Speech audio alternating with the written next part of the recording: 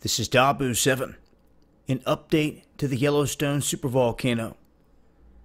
We have once again a swarm kicking up in this area.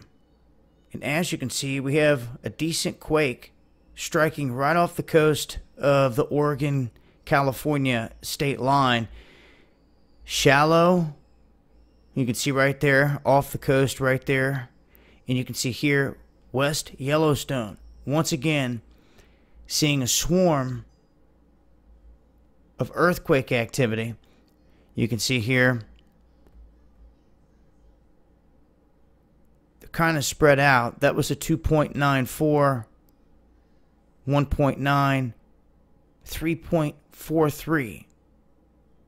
So decent sized quakes picking back up in this area.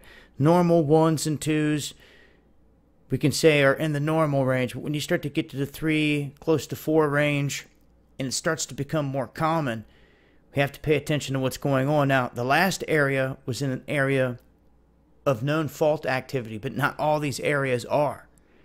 Now, if we take a look over here, the USGS has just released a map showing movement around the caldera between 2015 and 2017. And they're saying they used radar images, collecting all this data. In this time, the ground around Norris Geyser Basin rose by just under 3 inches, while there was a downdropping of the earth within the Yellowstone caldera. Now, if you look here at this map, you can see one of the last quake swarms here, Norris. This is the dotted line of the caldera.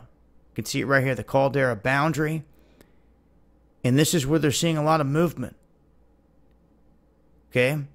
So let's pay attention to this, because here's movement, and then all of a sudden you got this big bullseye ring. Just so happens the roads converge right there in the middle of that Norris Geyser Basin.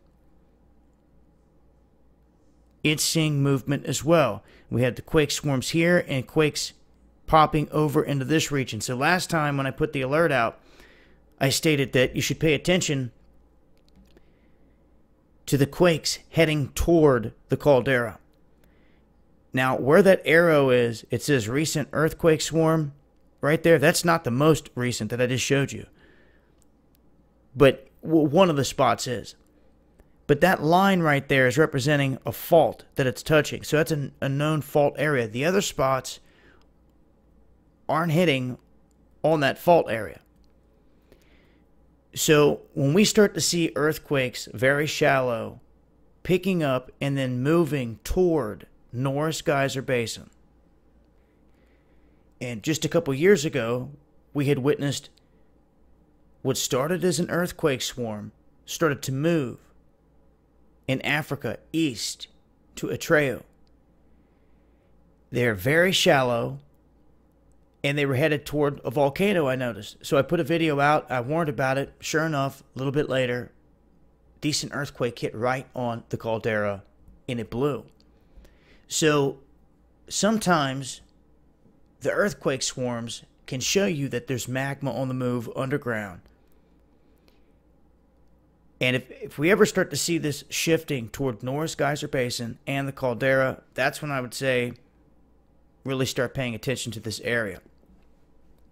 I mean, you always want to pay attention to the area, but I mean, start exercising extreme caution when the quakes start picking up in Norris Geyser Basin now. In really any area of the caldera, you start to see bigger quakes pick up. There's definitely something going on. And if it's not associated with fault activity, it's definitely connected to the volcano having some movement. So just an update here. Wanted to share the map and let it be known what's going on here in terms of movement. So a lot more info here at the link. I'll leave it below. I'll continue to update on things as things change. This has been Dabu7. Much love, y'all.